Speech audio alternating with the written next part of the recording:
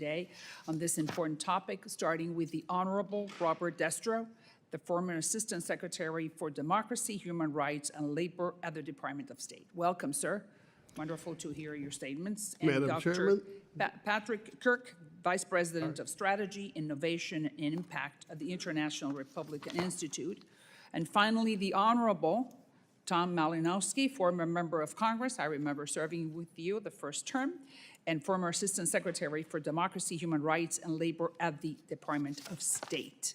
Now, this committee recognizes the importance of the issue before us, and it's grateful to have you here to speak with us today. Your full statements will be made part of the record, and I'll ask you to keep it to 5 minutes in order to allow time for other member questions. And I recognize Mr. Destro for his opening statement. Welcome once again, sir. Thank you, Madam Chairman, and Ranking Member Castro, thank you for your comments. And I'm going to try and keep it brief, but one of the things I think we should see here, and I'm really happy that you have Tom Malinowski and Patrick Quirk here, because this is what you're looking at, I think, is a great working group. You know, that what we need to do, it's not a question of whether we're committed to human rights. We wouldn't be here unless we were. You know, what we're concerned about here is we have, I think, once in a several generation opportunity to look at the organization of state. Secretary Rubio's given you the proposed reorganization. Lots of questions about that in my mind too. And I particularly have the same concerns as you do, Mr. Castro, about giving it all to the regionals. That's I'm not so sure about that. But what we need to be looking at is we have an opportunity here for Congress and the President to be working together to optimize it, because the country's not made of money. We can't afford we should be spending on human rights, and I completely agree with that, but whatever the disagreements we might have, we need to be focusing on the outcomes of our programs. I mean, and that's something we just don't do. So what I would begin with basically is inviting my colleagues here and offering our services to the staff, if I can, to say, let's sit down around a table and start talking about some of the hard questions. And so one of the hardest questions is that I think we often need to put our areas of disagreement out on the table. Okay, the first one is even in the title of the hearing. It's not freedom versus woke. My friends who would proudly describe themselves as woke see themselves as just as committed to freedom as I do. In fact, my son coached at a university that had its woke rating right on its website. So it is so I see the issues we have as one of process. If our goal is to spread freedom and foster inclusiveness, sovereignty, and interdependence, because that's really what we're talking about, is the interdependence of our people and the people of these who live under repressive regimes or who live in pretty good places. We must look at how the State Department actually operates.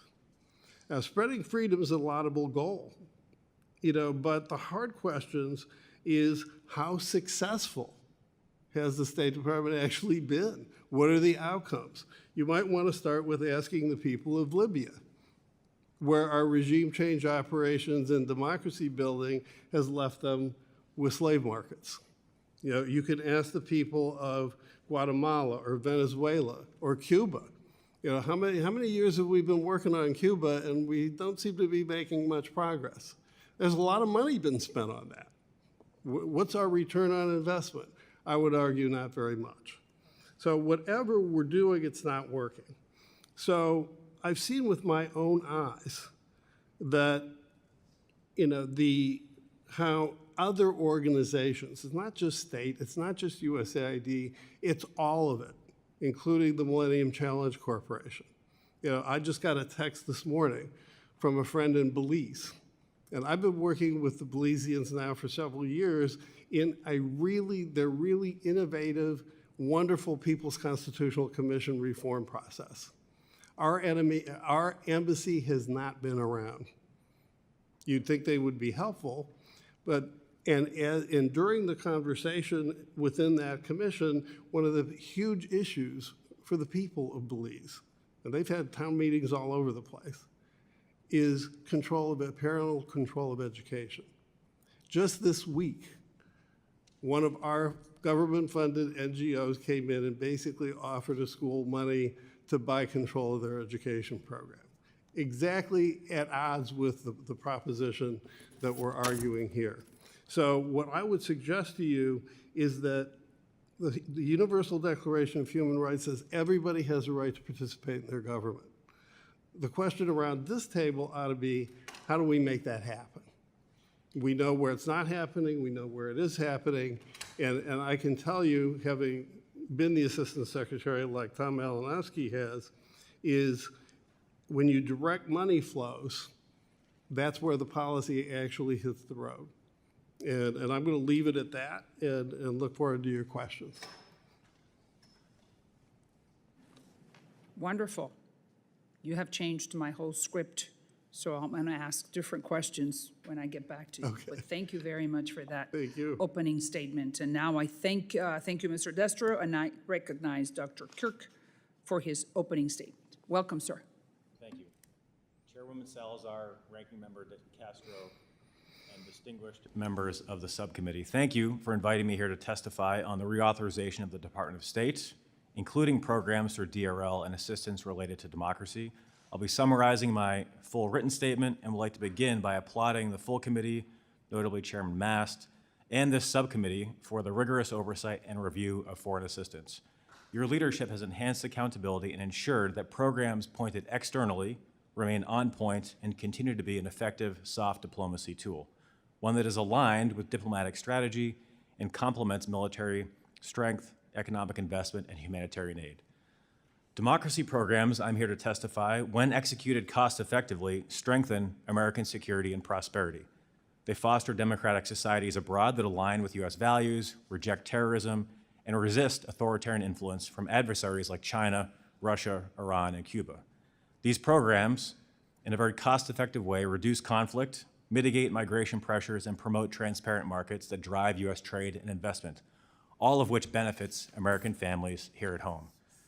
3 decades ago, U.S. democracy assistance, including by the National Endowment of Democracy, transformed former Soviet bloc nations. We supported free elections, revitalized parliaments, and guided transitions from single-party rule to multi-party systems.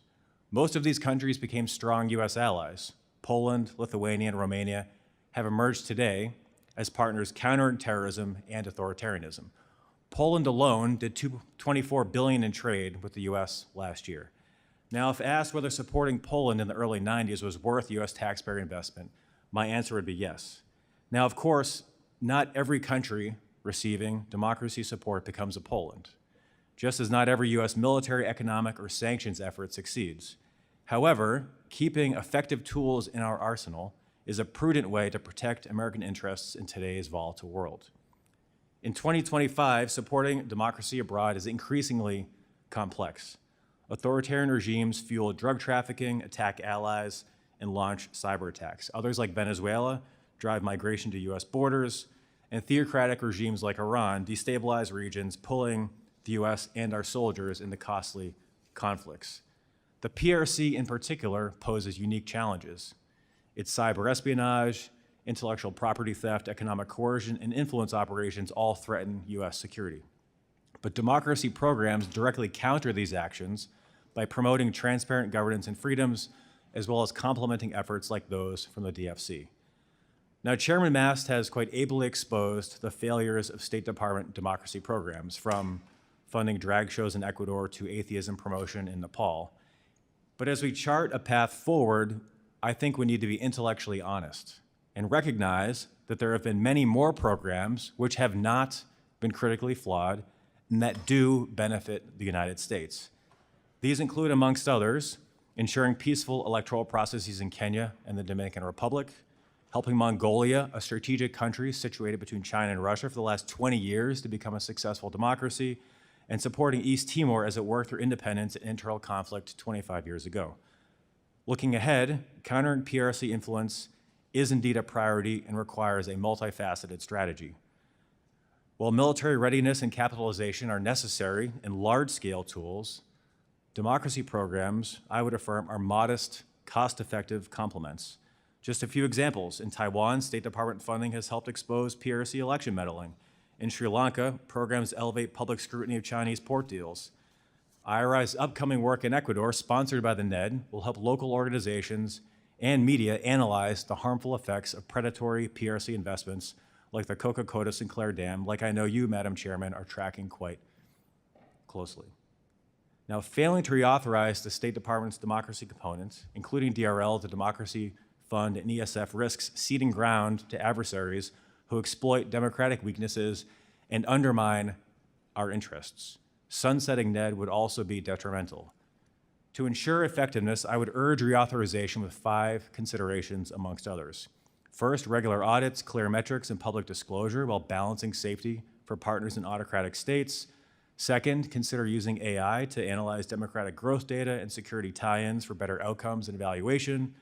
Third, design programs that must first, before they're funded, articulate how they enhance U.S. security and prosperity. Fourth, refocus funding back to core democracy work, free elections, political party strengthening, civilian scrutiny of government, amongst others. Fifth and finally, question the point of quote-unquote localization. Accomplishing things is what we want to do on behalf of the American people, not to say we put X percentage of funding into the hands of locals like the goal of the last administration. Helping countries become democratic enhances U.S. security and economic opportunities. I urge you to wisely evaluate the cost of eliminating this vital tool when you're reauthorizing the State Department and democracy programming. I welcome your questions.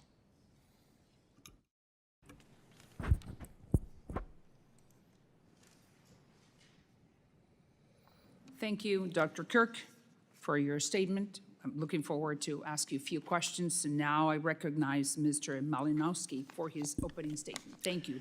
Welcome. Thank you, Chairwoman. I well remember the work you and I did together on these issues. Representative Castro, it's great to be back. One of the few things that Democrats and Republicans have long agreed on is that America should be a force for freedom and for human rights in the world.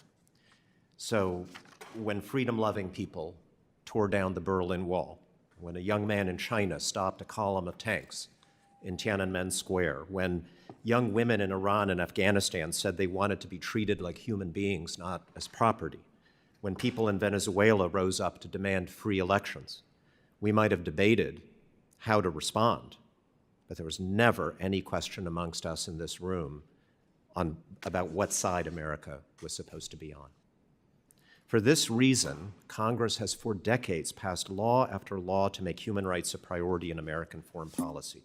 Aid restrictions, sanctions, broadcasting to closed societies, the annual human rights reports, creating the National Endowment for Democracy. And it was Congress that created the Democracy and Human Rights Bureau at the State Department so that there would be an independent voice in that department for strong human rights policies. Why was this vital? Because the natural tendency of diplomats is to avoid friction on sensitive issues. So having a DRL bureau ensures that when there's tension between defending liberty and some other U.S. national interest, the Secretary of State, at the very least, will hear competing views. Now, I understand the committee is interested in how we can improve and rationalize this system. Chairwoman, you said we need to go back to basics. The problem is the administration is eliminating the basics right now. How do we know that? Well, we've seen the department submit a sworn statement in court promising to end all grants for democracy and civic society around the world, not some, but all, and that derisively referred to those grants as regime change promotion, language that's straight from the Chinese and Russian propaganda playbook. Key organizations implementing these programs like Freedom House and the National Endowment for Democracy, NDI, IRI, have been blacklisted and publicly disparaged. Today, multiple state and AID programs backing activists in countries like China, Russia, Iran, Cuba, Venezuela have been terminated despite strong congressional support. And Representative Castro, you're absolutely right. When the program is terminated, that's a message to those governments. We don't care about those people anymore, and it's open season on those people. This week, You all passed my dear friend Congressman Wilson's bill on democracy in Georgia. Every Republican on this subcommittee voted for it. So I assume you all don't think that is a woke priority. The administration has terminated all democracy grants to Georgia. And for those democracy programs that have survived, the president's skinny budget looks like it would finish them off completely, as you mentioned, Representative Castro. So again, no more American support for people challenging authoritarian regimes from China to Iran to Cuba to North Korea. No more broadcasting to closed societies through Radio Free Europe and Radio Free Asia, which would be a huge gift to Putin and Xi Jinping. Meanwhile, we're seeing virtually no public statements from the Secretary of State on human rights issues, with, I would say, the bizarre and disturbing exception of constant advocacy for the rights of a neo-Nazi party in Germany. The department is paring back the annual human rights reports to the bare statutory minimum, which is a way of saying they don't want to do them at all. Now, Madam Chairwoman, one reason I find this so bewildering is that when I was Assistant Secretary for DRL, no member of Congress was a stronger champion of our work than Senator Marco Rubio. Had I proposed any of the things that his department is now doing to retreat from that mission and to eviscerate DRL's reporting, aid, and policy functions, he would have demanded my resignation, and rightly so. So again, I would say the issue of the moment is not how to fix DRL. You cannot reorganize the number 0. The question is, are we still going to be a country that defends human rights and freedom even when it's uncomfortable? Are we still a shining city on a hill or just a department store, as the president recently said? So if you care about this cause, even if you have disagreements about how best to advance it, now is the time. Don't wait for the authorization bill. Now is the time to insist that the State Department stay in the fight. Even if some of our top officials don't believe in any of this, Congress can preserve the institutions and programs that you believe in. I'd be delighted to speak to you in more detail about how you can do that. Thank you very much. Yes, thanks to you, Mr. Malinowski, Congressman, and I now recognize myself for 5 minutes of questioning. It's fascinating, everything I hear from 3 of you. We all agree, I think, that we want to continue being the shining city on the hill, that we are the only game in town, because the Russians and the Iranians and the Chinese are really not going to promote anything close to democracy or freedom. So I'm going to start with you, Mr. Destro, and I think that your statement was highly enlightening. So when you say that we got to ask ourselves hard questions, that the title of the hearing is not necessarily what we need to be looking at. We agreed that we want some return on our investment, that we want to promote democracy. That's what we're here for. And it's a little bit disturbing to hear that we've spent so much and the return has been so little. So just give me an example of in the last, let's say in the last 4 years or in the last 10 years, what have we done wrong? What did we do wrong in the last 4 years with Biden? I'm sure that there were some monies going to good programs, but you know, perception is reality. And when we hear that there's going to be $12 million for the Guatemalans, for the native Guatemalans to have a sex change operation, you know, that doesn't really sound really good. So what did we do wrong in the last 4 years, and what did we do wrong in the last 10 years? Put it into perspective for us, please. Well, with respect, I think that's a bit of the wrong question. I think the question so then is, tell what are me we which doing one is the right? right question. What are we doing right? And what are we doing right? Yeah, what are we doing right? Okay. Okay, and you know, Congressman Malinowski and I talked about this when I was in office, and this question of, as the DRL Assistant Secretary, you have 1.5 billion tools at your disposal in the ESF and Human Rights Fund. You also have $40 billion worth of really committed professional people working with you on those projects. And so the question becomes, where's the best place to put them? Now, all of those places that you just talked about, the sex change operations, everything else, that's not the best way to put it. It doesn't really advance our foreign policy. Correct. So you agree that we need to change that vision? I do. Leave wokeness and go back to democracy. I think we need to foster freedom, right? Right. And that's why I use Belize as the example. Here is a great small country they're trying to figure out, should we keep the king? Should we stay in the Caribbean Court of Justice? Should we revise our constitution? And where's our embassy? Nowhere, right? Where's Millennium Challenge? Pushing that same agenda you just talked about. So this reorganization of the State Department that you just mentioned under Marco Rubio now, so if you were his advisor, what were the 3 things that you would tell him in order to have our return on investment to be really high? Well, I think the first thing I would do is make sure, and this is one of the things that I tried to do as Assistant Secretary, is to make sure that the Assistant Secretary, who has statutory authority to maintain constant oversight of that funding, both humanitarian and Oversight. oversight. Number 2? Right? And we don't. And I know it's fair to say, well, what do you mean you don't? And I had to spend $1 million to put together a database to pull it all together. And So oversight of where the money is going. That's oversight number over 2? where the money's going, who's spending it, and it doesn't matter whether it's in state or HHS, because there's human rights and humanitarian funding all over the government. And so the first thing would be, let's figure out where the money's going. All right, so you're telling me that we do not know as a government where the money is going? No, we don't. Oh, well, we're only spending taxpayers' money, all right? Right. But that's your power of the purse. If you don't know, then you don't have any effective oversight. You mean Congress, I'm sorry, or the State Department officials? I'm talking about this is a dual joint executive Congress thing. You have the power of the purse, and you have the right to see how the money's being spent, and you're not getting it. That's my point. And then that would be the most important advice you would give to the Secretary of State. Is make sure that there is at least one person, if not more, who has continuous oversight and can demand oversight of that money. And I can tell you stories, I won't bother to burden the record now, but I basically faced absolute insubordination when I tried to get that. And assistant secretaries really don't have the authority to take personnel actions like that, but the fact of the matter is that I was told I didn't have any right to see the money.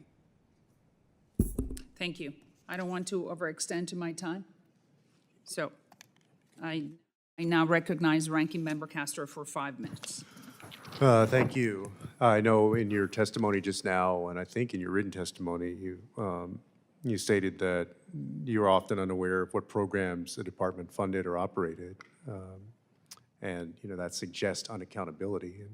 And Tom, you served in the same role in the Obama administration, I believe, and wanted to ask you, is it accurate that as Assistant Secretary you had to sign off on all the funding recommendations? Absolutely, yes.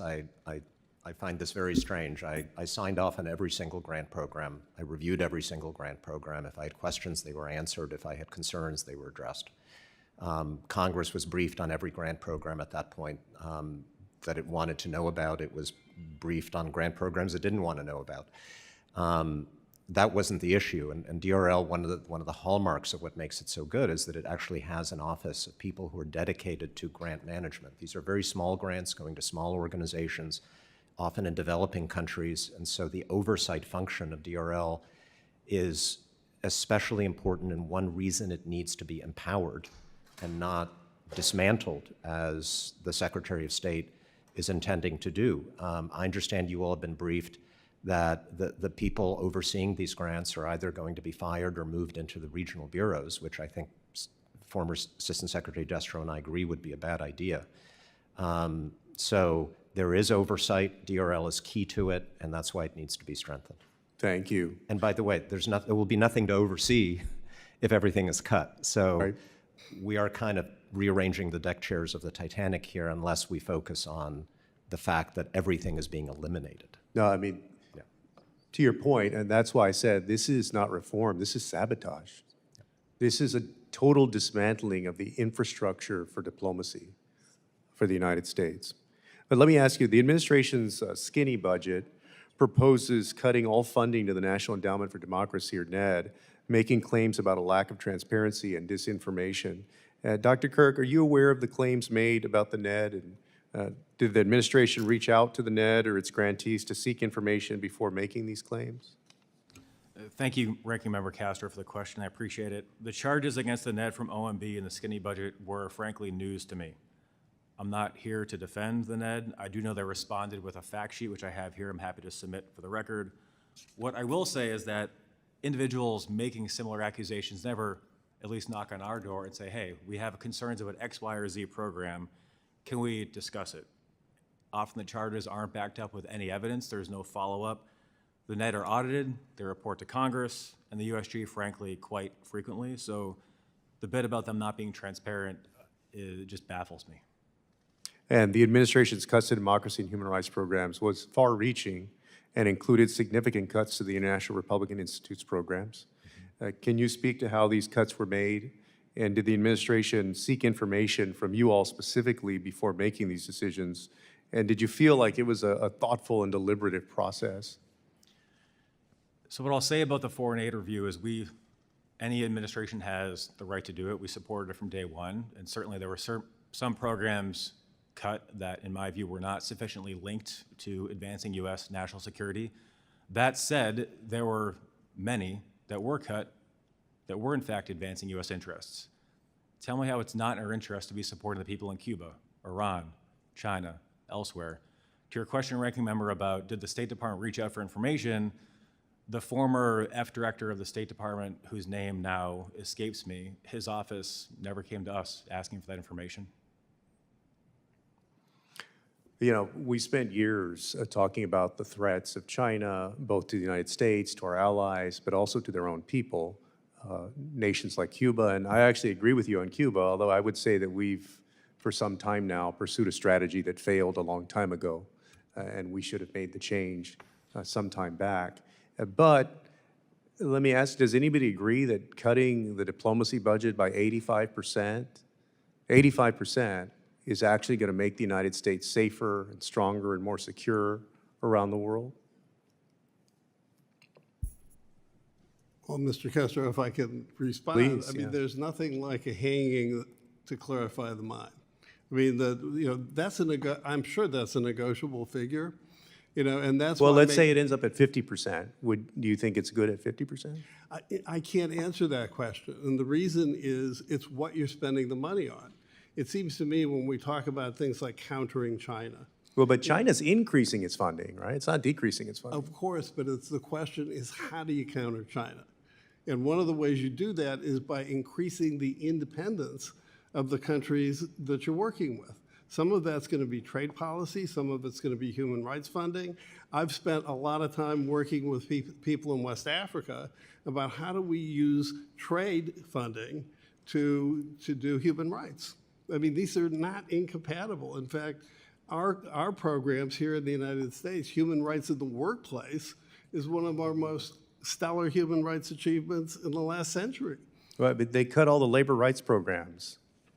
And I mean, I think what you're describing is a situation also where the countries are not likely, it could be possible, but aren't likely to become stronger and more independent on their own. They're more likely to rely on some other nation like China or Russia, which is, I think, what's going to happen. Well, again, I don't disagree. I don't think we disagree about the importance of it. But a good friend who is from a South Asian country that will remain nameless has come here to study. Her Secret Service came to her and said, you're working for the CIA. And she says, well, are you telling me I shouldn't come? To which they said, no, we just want you to know where the money's coming from. That's the perception. If that's the perception, it's not a big surprise why a country like India enacts something like our Foreign Agents Registration Act.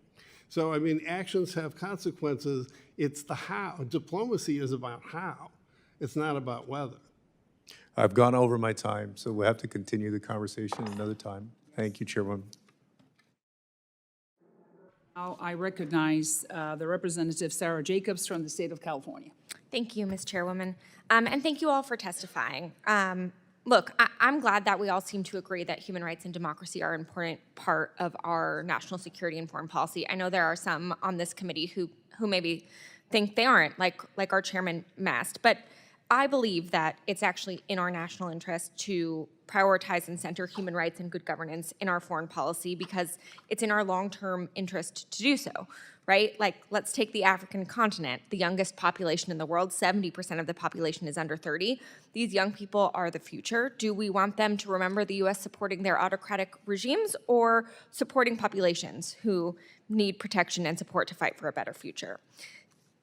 Obviously, we can have that policy discussion, but what we're talking about now is the grave mistake I think this administration is taking to sideline human rights, democracy, and governance at the State Department. And Madam Chairwoman, I first of all don't believe any of the programs that you cited are actually DRL programs, but also, look, you can cherry pick a random grant or a program here or there and frame them as something that's silly. That's fine, actually. I'm actually fine if you disagree with some of the programs that the Biden administration put in place. They were aligned with Biden's foreign policy priorities, which included supporting human rights, including LGBTQ+ rights. It is totally normal for a new administration to come in and decide that they have different priorities and to terminate those programs that they don't think align with their policy priorities. But that's not what this administration has done. It has actually canceled nearly all human rights programs, including human rights programs that were working on fighting for freedom in China, in Venezuela, and Nigeria. And it is gutting the expertise in the department around human rights. So first, Dr. Quirk, I want to dig into a little bit more the impact of this administration's gutting of democracy programs. Approximately how many of your programs were terminated by this administration? At the start of the administration, we had roughly, from state and AID, 95 active awards, and all but a handful have been terminated. And the administration has assured us that this review was being done in a systematic way, that they were focused on waste, fraud, and abuse, that they're just doing due diligence. Did any of those terminations include a rationale for why the program was canceled? No. Would you consider any of those programs woke? I would not. Look, anyone implementing democracy and rights programs over the last 10 years could be accused of doing woke programming insofar as work plan or proposal had to include those words based on that administration's foreign policy. So did IRI documents include those terms? Yes. Did we do any woke programming? Decidedly no. Were there any allegations of waste, fraud, or abuse in any of your programs? Not that I'm aware of. Thank you. I think it's clear that this review was not thoughtful or thorough, and that it was never actually about waste, fraud, abuse, or efficiency. I also want to get to another thing my colleagues like to say. They like to say we shouldn't be doing programs that other governments don't want us to do, because that hurts our diplomacy. Dr. Quirk, a concrete example, the U.S. previously provided significant support to the Syrian civil society under the Assad regime. Would you agree there was bipartisan support for these programs? I support providing democracy assistance in closed societies because long-standing autocratic regimes, whether it's Cuba or Iran, are stable until they're not. And providing support in these countries is about maintaining a small amount of civic space and ensuring that there are leaders in place that have the skills to lead when that regime falls. I think that's exactly right. So clearly the Assad regime did not like what the US was funding, but it was in our interest to fund it anyways, and that's true in many, many of these countries. So with my last minute, Congressman Malinowski, could you talk about why supporting civil society and promoting good governance in other countries is so critical to our strategic US foreign policy, national security? Well, thank you. In addition to being obviously the right thing to do, I think the most important argument for it is that this is our comparative advantage over adversaries like China. It's what makes America special. We're not just a bunch of people defending a piece of soil. We stand for something larger in the world that is attractive, that people are inspired by all over the world. Why would we give that up? Mr. Destro compared what's happening maybe inadvertently to a hanging. Yes, that's true. We tied our own noose, we put our neck in it, and we're about to hang ourselves, even as China and all of our adversaries are increasing funding for their influence operations around the world. That would be catastrophic for U.S. national interest. Thank you. Thank you. I yield back. Thank you, Representative Jacobs. And now we recognize Representative Mike Lawler from the state of New York for 5 minutes. Thank you, Madam Chair. As you may know, I currently co-chair the Moldova caucus and have since I joined Congress. A place like Moldova really exemplifies how some good governance and anti-corruption assistance can actually go a long way. Can you discuss some of the impactful programming that the U.S. has supported in Moldova in the last decade? Ask any of you to opine. You guys are there, right? I think I'm going to defer to Dr. Quirk on that one because I don't have the details on Moldova. What I can say, broadly speaking, support we provide in countries like Moldova is to support the infrastructure of democracy, strong political parties, civil society, legislatures, so that they can rule their own country and govern in a way that makes the country stable. I mean, one more specific example that as you know, there was an extremely important election in Moldova last year that Putin tried to undermine in every way that he could. That election was observed, as I recall, by NDI and IRI, observers on the ground, all funded 100% by the US government. If there were an election in Moldova today of equal importance, we could not deploy a single person because all of that money is frozen.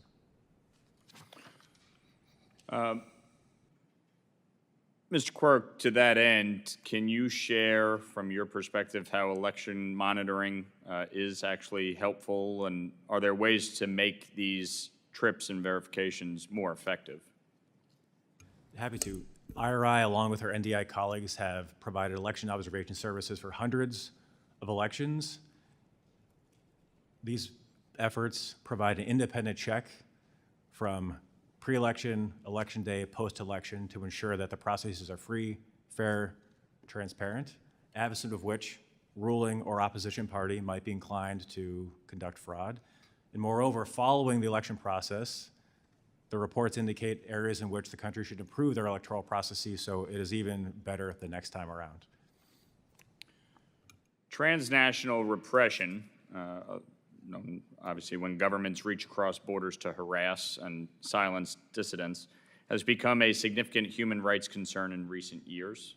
Repressive regimes abuse Interpol red notices and use overseas law enforcement offices in an effort to control citizens living abroad.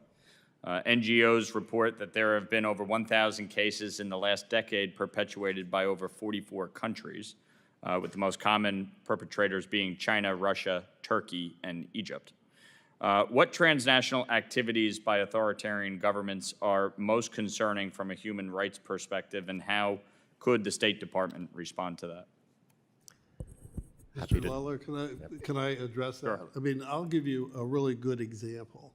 Overseas Chinese police stations, right? And they exist here. We've had them in New York. That's what I mean. They have them in Minneapolis, St. Paul. You know, so when countries transcend their borders, and it's not just countries, I might add, transnational organized criminal groups like Boko Haram, you know, the various gangs that control our border, you know, those are all very concerning. And so the question becomes, what's the best diplomatic response? You know, and then how do you back that up with some serious money? I mean, that is nobody's arguing here that we shouldn't do this. In fact, having helped run a statewide election in my home state of Ohio, I know exactly how elections get run. I know the machines, I know the counting, I know all the things. By the time you get to election observers, I think election observers are great, you know, but many boards of election in this country get nervous when we bring in observers. You know, that's our problem. You know, what we need to do is bring in election officials and watch how the election actually happens. You know, and that's not just observing. It's a long process over a couple of years. Mr. Malinowski. Yeah, so it's most disturbing when it happens on our soil, obviously. It's the countries you mentioned, I would say Egypt, Saudi Arabia, Khashoggi, and a number of other countries. When I was in Congress, this was a priority, pushing the State Department to do more about this. One success we had was that they started including examples of transnational repression in the annual human rights reports on every country in the world. Those are important because it's the one time in the year when the State Department is forced to be honest about everybody, whether it's comfortable or not.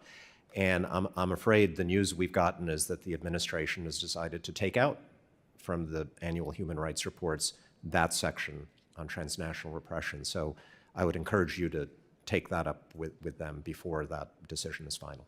Thank you. Appreciate it. Thank you. Thank you, Representative Lawler. Now we recognize for 5 minutes Representative Jackson from Illinois. Thank you, Chairwoman. Thank you, Ranking Member. Thank you, esteemed panelists. We are here today to discuss an American agenda for democracy and human rights. I believe we can all agree on the importance of freedom, democracy, and human rights as pillars of a stable and a just world. The Bureau of Democracy, Human Rights, and Labor has historically championed these universal values. Its mission to bolster democratic institutions, confront democratic backsliding, promote accountability, uphold labor standards, and advance the rights of marginalized communities globally. Reflects the best of who we are and what we aspire to be as a nation that cherishes democratic values, embraces diversity, and strives to promote peace. These are not woke values. It seems like one fool said woke is a bad word to have a sense of consciousness, and a lot of other people sitting on the vine have echoed it. And many people that are saying, what is woke? I'd like to know from you, Mr. Quirk, is there a definition that's been published on what is the definition of woke? I'm by no means an expert, nor do I desire to be on wokeism. I'm not aware of any particular definition. Okay, that has thank been you. You published. don't know. So it's kind of what this administration's doing. Mr. Bill Gates, who's done a lot of great things in philanthropy, is called Elon Musk just today, and his Doge companions, geographically illiterate. They may have some level of intelligence, but they can be really foolhardy and unintelligent in so many other ways. Let us consider the global landscape at this time, from the devastating conflicts in the Sudan to the ongoing war in Ukraine against Russian aggression, the heart-wrenching violence in Israel and Palestine, the dire human rights that's happening off of our shores right here in Haiti. We talk about the struggle for democracy in Myanmar, escalating instability in places like the Democratic Republic of the Congo and Sahel. Nearly every continent is touched by conflicts and democratic backsliding when we retreat. This will be for you, Honorable Malinovskis, at this very moment when the world is rife with instability that directly impacts Americans' national security interests. Is it wise for us to diminish these very tools designed to address these challenges? Certainly not. And one thing that I heard a lot from President Trump during the campaign is that he wants fewer wars in the world. He doesn't want the United States fighting as many wars in the world. A budget that cuts the State Department by 83% leaves us, and I'm a proponent of strong military spending. I would have voted for any increase in the military budget when I was here, but to cut the State Department by 83% means that when there's a crisis in the world, the only tool we have is a gun. The only tool we have is the one that President Trump claims he doesn't want to use, and that makes absolutely no sense to me. Thank you so much. Mr. Destro, there's the comments of woke. This administration uses these terms and then they run and people don't seem to ask the second or the third question. This administration also talks about America being first. How are we being first? What are our interests in this hemisphere? What are our goals to become first in what? Well, thank you, Mr. Jackson. That's a really good question. And I would say that, and I have to give credit to my wife on this one, that putting America first is exactly what the flight attendant tells you when you get on an airplane. Put your own face mask on first and then help the people around you. And that's really, I think, and I agree with my co-panelists, that our obligation is to help all the people around us. and why? That's good for us. And so when Mr. Castro mentioned earlier labor programs, I mean, I started out as a labor lawyer. I had no idea how much of my portfolio was dealing with human rights in the labor field, supply chains. People have mentioned Democratic Republic of Congo. I mean, but how do you solve the problem of kids being slaves in cobalt mines? I mean, that's not just a human rights problem. We got to find American companies who will go in and run those mines and apply good labor standards. I mean, so this question of how much do we spend, it's not just a question of how much, it's how do we put it together? I mean, and I'll give you an example. Well, my friend and colleague, former Assistant Secretary Dave Stilwell, who ran the East Asia Pacific Bureau, he and I were talking about how do you help countries that are under pressure from China to maintain their independence? And one of the answers was you translate the master agreement that the Chinese make you sign, but it's in Chinese. You don't even know what you're agreeing to. That's not independence. That's not freedom. But where does it fit? Where does the fund, what's the pot out of which you take that money? Those are the practical problems that assistant secretaries have to solve every single day. And it's not just me, it's my counterparts in labor, my counterparts in USTR. I mean, all this thing has to be put together as a little symphony, and it's the secretary and the president who have to conduct it. And thank you so much for your participation. I thank you, Madam Chairwoman, and I would encourage all of you to keep on doing the work of diversity, equity, and inclusion, and for those that use some inflammatory terms and try to make woke and consciousness a bad word, push back on that ignorance with all your might. Thank you, Preserve your Representative integrity. I yield back. from the Thank state you. of Illinois. Thank you. Now I recognize for 5 minutes the Representative Titus from the state of Nevada. Thank you, Madam Chairman. And thank you to Mr. Jackson for bringing up about woke. I've got to just first take exception to the name of this hearing. We want to not promote woke values. I don't even know what that means, and I have never heard a very good definition from the other side. And if you look at democracy and spreading freedom, which is the other half of the title here, we're talking about freedom of the press programs that promote this, protecting reporters. You're talking about helping women run for office, talking about helping legislatures draft bills on anti-corruption. Is that woke? Does that qualify for woke? That sounds to me like we are spreading freedom and democracy. So I don't get where that title comes from. And when we're doing away with the programs that promote that, like IRI and NDI, we're not spreading democracy. Mr. Malinowski, it's nice to see you here as a former colleague to talk about these issues.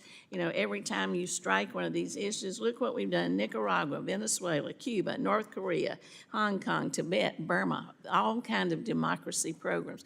And then the latest is now we're going to change Voice of America to what's this super right-wing One America News Network. That sounds pretty woke to me, or pretty asleep. I don't know which it is. But anyway, I know the good work that IRI and NDI do. I'd ask you, Dr. Quirk, I've seen it through my visit in countries with the House Democracy Partnership, on the ground, helping to build democracies, and that's what the partnership promotes. So would you just talk about how the freeze has affected some specific work that you've been involved in? What are some of the specific programs that you have that do promote democracy that the other side is cheering for us eliminating? Thank you, Congressman, for the question. I'm not here necessarily to talk about the programs that IRI has had canceled. What I will say is that yesterday we had at IRI for an event 3 courageous opposition leaders, Maria Corina Machado from Venezuela, Svetlana Tsikhanouskaya from Belarus, and others. You don't need to hear it from me, hear it from them. They quite forcefully said, we need the U.S. in this game. We don't need the U.S. to be leaning back when the likes of China and Russia are leaning in. Well, I think that's absolutely true, because they'll be only too willing to step into the breach if we're not present. And when you pull out all the people who are in the field working with villages, working with remote areas, working with new legislatures. You know, what's left there? I mean, this is such a source of soft power for us, as you were saying. It doesn't just help the person with this face mask on, it helps everybody around us. That I just find this astounding when I look at the cuts that are being made. Mr. Malinowski, would you continue this conversation with me about what we're losing and talk about the State Department's reorganization and how that's going to impact the regional approach to things? Well, I think we're losing our heart and soul. That's the headline. Specifically, you asked about programs. It would take me hours, but you know, we're losing grants to. We were talking about Cuba. There's a wonderful organization called Diario de Cuba, which has been exposing corruption by the Cuban regime for years, defunded.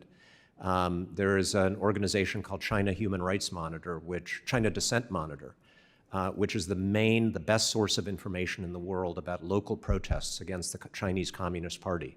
Even the Chinese people learn about protests in their own country through this, 100% defunded. All of the work we've been doing to try to help women and girls in Afghanistan, who we abandoned. But the State Department, USAID, DRL, continued to help them through women's shelters, through emergency grants to get them out of the country. All of that has been defunded. And you mentioned the other side. I know that Representative Salazar, Chairwoman Salazar, you don't want to defund those programs. I know that Representative Smith, who has been championing this work longer than anybody in this room, does not want to defund these programs. And so very, very seriously, as a former colleague, I need to appeal to you guys to stand up against this. This is a president of your party. And if you do that successfully, I still expect and understand that there will be conservative priorities imposed on these programs because it's a Republican administration, and that's fine. I want them to survive. And they're not going to survive unless Republicans in the House and the Senate stand up and say they need to survive. Thank you. Thank you, Representative Titus. Now I recognize for 5 minutes Representative Chris Smith from the state of New Jersey. Thank you so very much, Chairwoman. And welcome to our distinguished panel. Tom, it's great to see you again. And of course, Bob Destro, who I've known for decades as well. And welcome to you, Dr. Quirk. Just a couple of questions. I know you were speaking about, Secretary Destro, about the DR Congo. I just had like my 6th hearing on it earlier on March 25th, so it's just a few weeks ago. And we focused again on the issue of cobalt, the fact that I've been to North Kivos, I've been to Goma, and we do know that unfortunately kids are being used to mine in the artisanal mines, but also about 25 to 40,000 kids and about 200,000 adults are in forced labor. I have appealed repeatedly to the DRC government to sever their ties with the Chinese Communist Party. We know that there are monies flowing that are ubiquitous to help facilitate this terrible exploitation.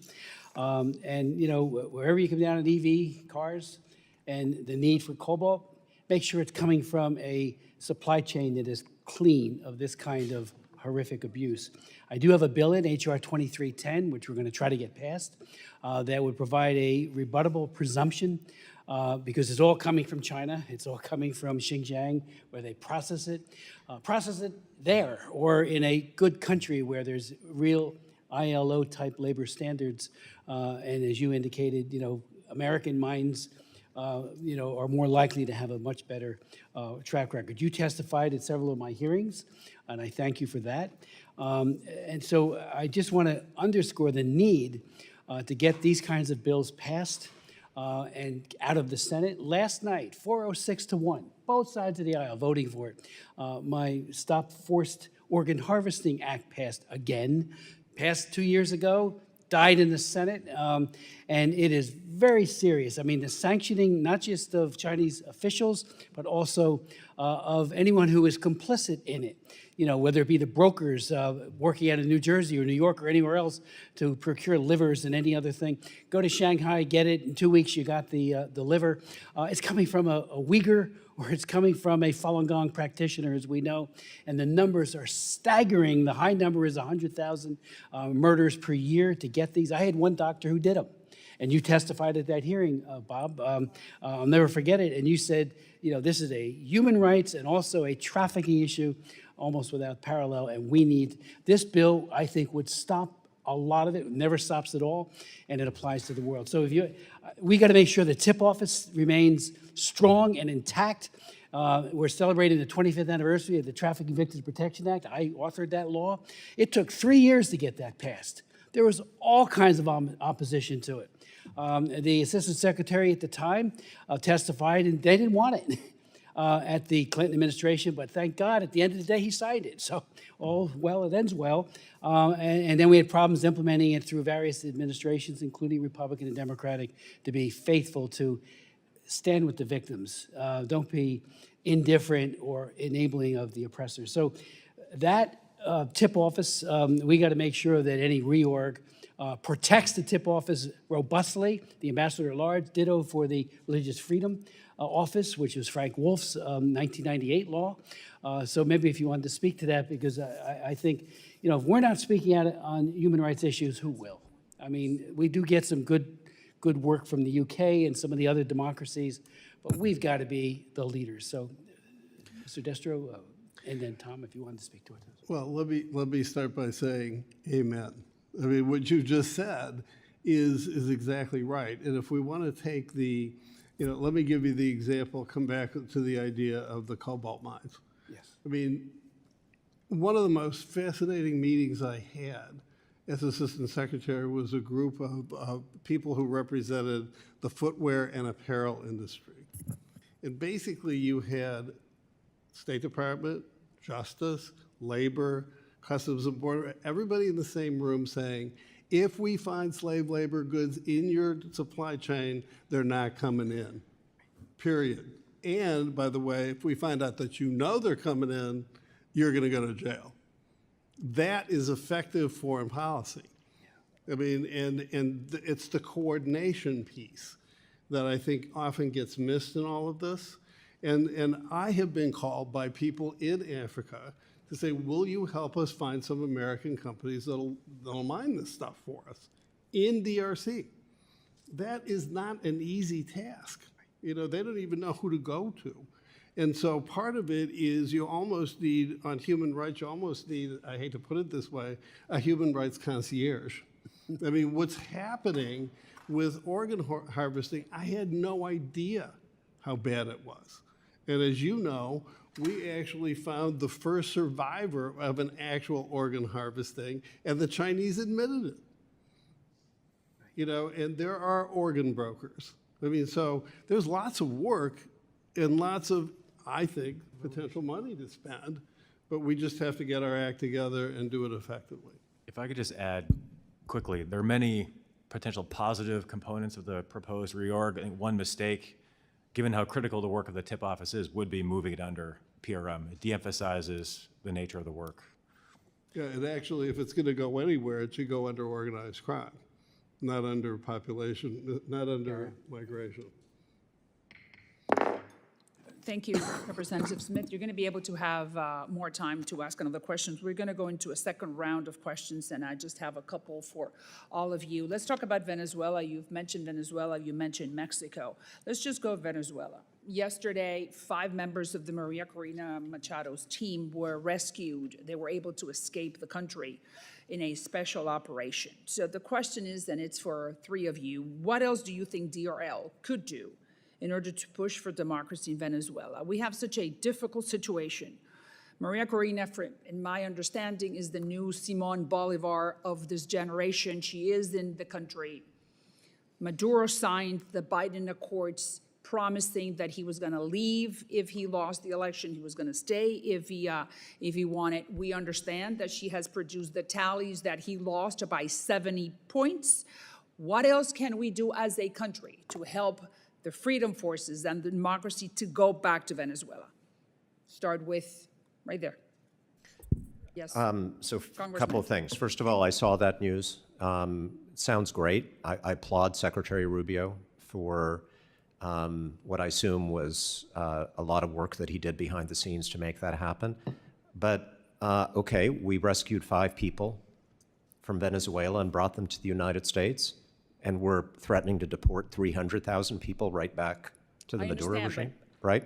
I mean, I'm sorry, I can't help raising that difficult issue, but we are, Understand what's happening, but if we were as They're a going country, both we need ways. to, what do you think we should do? What are the forces we need to? What are so the number one, resources we need? don't be making deals with dictators to take back people who are their opponents. That's core. You cannot claim to be for democracy and human rights in a country if you're doing that. Number two, don't take away DRL's tools and funding. Because, and to be fair, not all of the Venezuela democracy programs have been frozen or terminated, but everything running through the NED, through Freedom House, through that whole family has been terminated. That's absolutely crazy. And my understanding is because they just don't like Freedom House. Like, really? That's your reason? Programs that have not been, so putting aside the ones who have been terminated or the ones that are still current, what else can we do as a country? We can resume the things that have been terminated. It shouldn't be unreasonable for me. I mean, if I had done this when I was assistant secretary, if I had come to you, Chairwoman Salazar, and said, I'm terminating half of our democracy programs in Venezuela, you wouldn't have said, well, besides that. You would have been very cross with me, and rightly so, right? And I'm saying you got to be angry about this. We are angry about the whole situation with Venezuela, and the Biden administration did a gesture in trying to bring democracy back, and look what Maduro did. And it didn't work. He No, just- I understand. It He didn't work. laughed. Maduro laughed in our faces, in the face of the United States and the government at the time. So It didn't work, the but- other witnesses, Mr. Kirk, Yes. any ideas of what do you think this money, where else can we do?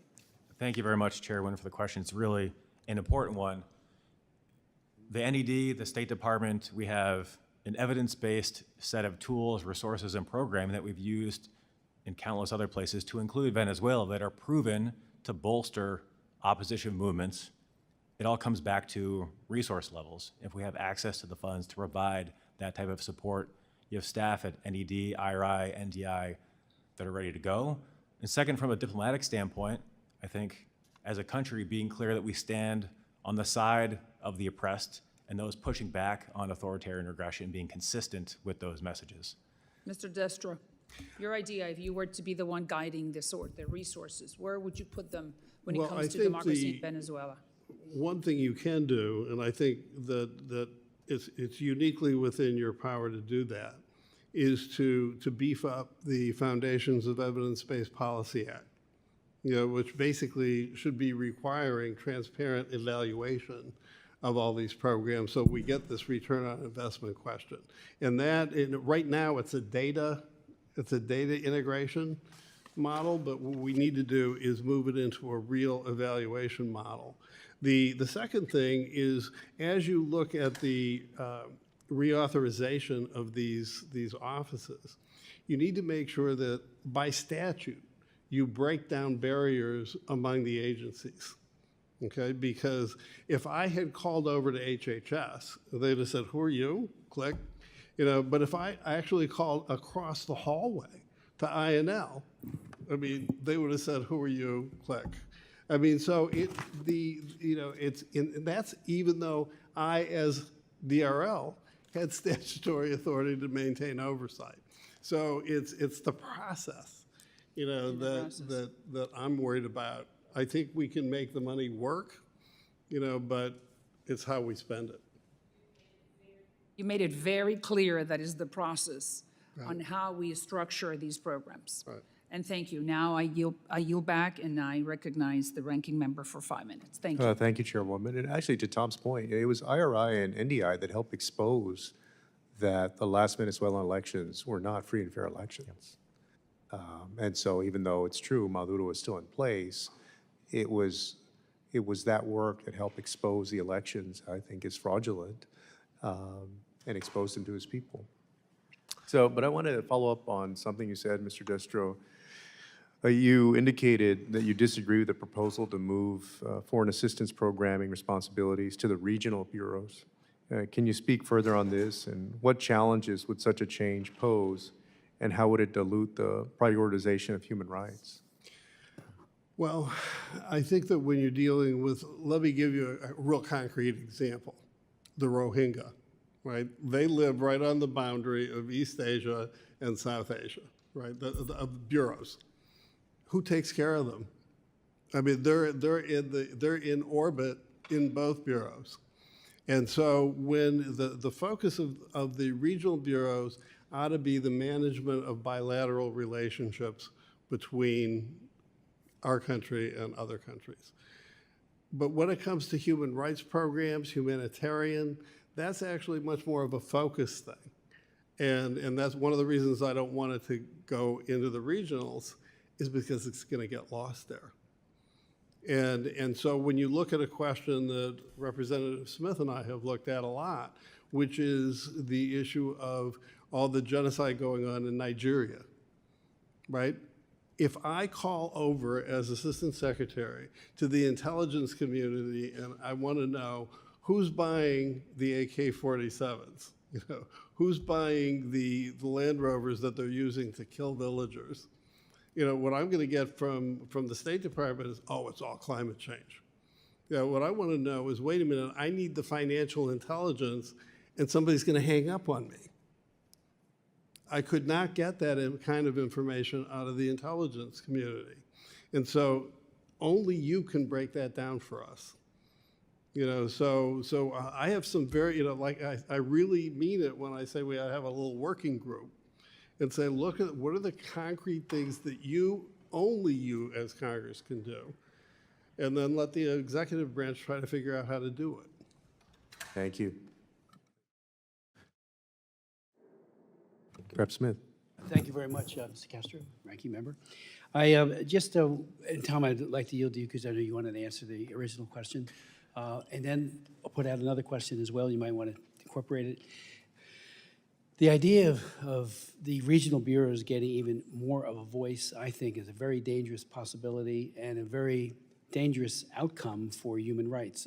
I can't tell you how many times on the trafficking issue, no matter who's at the White House, we've had individual ambassadors and the regional bureaus weigh in such a way so that what the tip ambassador at large and what the tip office, it's a large number of very, very they're policy experts. They've got data calls from each one of the embassies. They've gone through it, and very often their narrative, which would lead to a Tier 3 designation, doesn't match what the tierage was. And there have been numerous examples where other issues intervene at the regional bureau level and Secretary of State level that then said, we're not going to make you Tier 3 because of fill in the blank. Oman got an inflated grade because they were working on the agreement with Iran. We saw it with Malaysia because the TPP would not then apply to them if they were Tier 3. And they were Tier 3 absolutely. And others look at that and say, wait a minute, they politicize this process. So those regional bureaus, they have a role to play, but they can't have an outsized role when it comes to human rights, because human rights always is on page 6, unless you're the Assistant Secretary for Democracy, Labor, and Human Rights, and your walking point every day of the week. So I think we need to make sure that, and then the knowledge base is that much higher too. The commitment, that's why you wanted that job, Tom, that's why you wanted that job, Bob, because you're committed to these human rights issues. So at our hearing that we had the other day, I asked a number of questions, and one of it was an ambassador. And we talked about TIP, and he said, I fought like hell to make sure my country wasn't on it, but then we were, because it does complicate the statecraft that they're involved with, or so they think. I think if we put human rights first, everything else will fall into line, as you were saying, stand with the oppressed not the oppressor. So if you could speak to that, because I think that would be a very flawed outcome. We saw it with David Goldman. Remember, Tom, when his son was abducted to Brazil? We got nowhere for 5 years. You know, I got into it the final year because he wasn't my constituent. And then I went down there and I realized that it was on page 5 of the prioritization with regards to our work with Lula in Brazil. And, you know, that's just not good. So maybe you could speak, and Tom, you also wanted, I think. Yeah, this is a key point. Yes. It is the job of our regional assistant secretaries and our ambassadors, first and foremost, to manage the relationship with the foreign country. That's not a criticism. That's just number one on their job description. And often, not always, that means they're going to be avoiding the most sensitive issues that automatically create friction with that government. That is why Congress created the Trafficking in Persons Ambassador. That's why Congress created the Assistant Secretary for DRL, to ensure that when there is a dispute, when there's a conflict between competing interests, the Secretary of State and the President are going to hear from two officials of equivalent rank and stature, both of whom are confirmed by Congress and accountable to you as well as to them. And then whatever decision is made is the decision that's made. If you put the staff, if you put the function within the regional bureaus, it's never going to get up to the President and the Secretary of State if the regional bureau doesn't want it to. And that would defeat the purpose of all the laws that, you know, you've passed more of these laws probably than any member in this body. And all of them depend on the institution implementing the law being strong. So, and the final point, don't wait for the authorization bill. You know how hard it is to pass those. I hope you do. But even if you do, it's this all going to be settled before you can pass a bill. This is a 3-alarm fire right now, and the Secretary Rubio needs to hear from all of you before all of this stuff is settled. Thank you. Let me just, your point was well taken. I agree with it. I'll never forget, and again, this isn't a partisan because we've had problems with both sides of the aisle on this at the White House.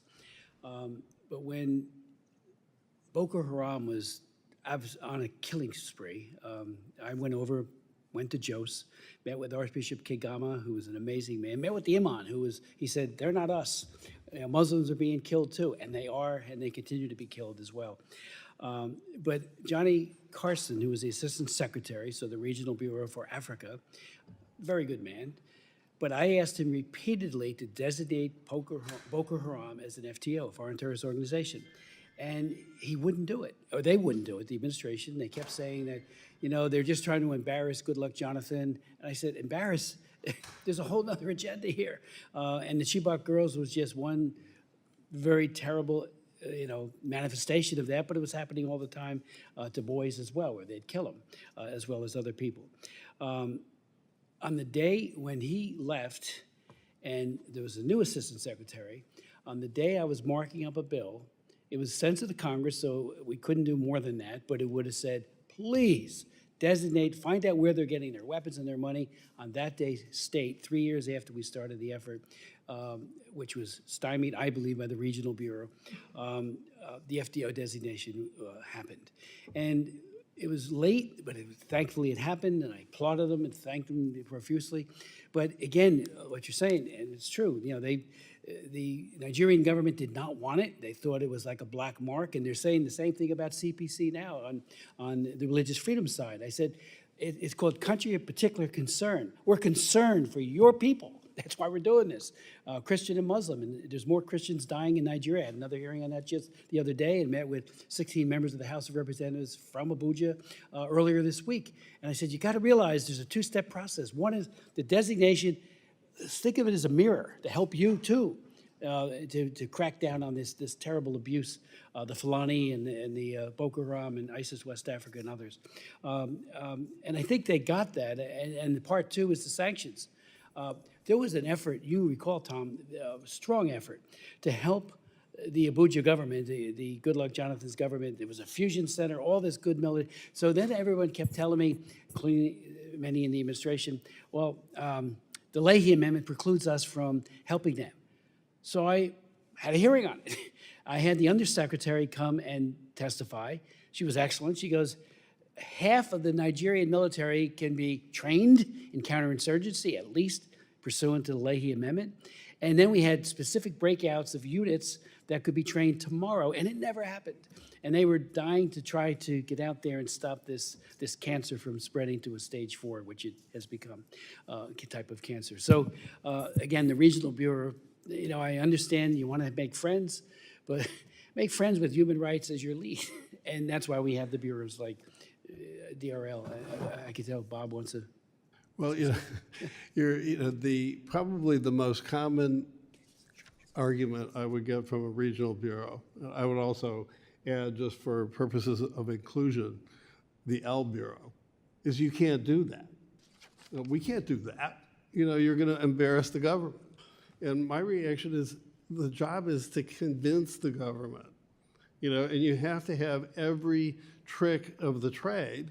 Sometimes it's going to be economic, sometimes it's going to be sanctions, but then there's the old, you know, one of my good friends in Nigeria, I showed him a list of grants. And he says, wow, that's amazing. None of it hits the ground, right? This is a big problem. I actually talked to people before I went to Abuja who were in Borno State. They were running peace-building programs, but it was too dangerous for them to go outside. And when I made the suggestion, well, maybe we ought to shut that one down and move it someplace else. Oh, no, you can't do that. You say, well, wait a minute, if it's not working, if it's too dangerous to go outside, then maybe you ought to reprogram the money. So you've got the politics of reprogramming money and all this, plus you have the inertia, the literal drag of the regional bureaus and the L Bureau, you know, that basically say, you can't do that.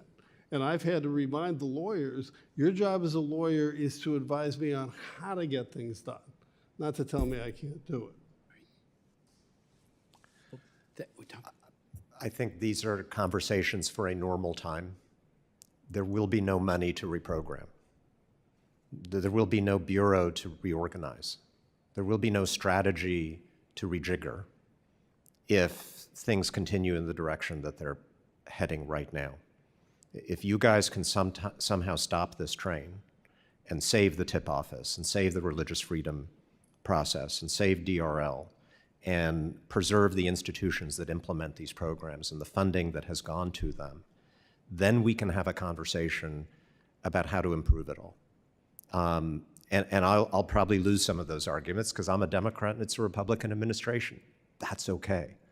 But right now, what we need all of you to do is to stop a train that is going to run over this 50, 60-year tradition of American support for human rights and democracy around the world. The rest is academic. Anybody else before we close? Thank you very much. I'd like to, on behalf of the chairwoman, thank our very distinguished witnesses for their testimony and the members for their questions. The members of the subcommittee may have some additional questions for the witnesses, and we will ask you to respond in writing, if you would. Pursuant to the committee rules, all members may have 5 days to submit statements, questions, and extraneous materials for the record. Subject to the length limitations, without objection, the committee does stand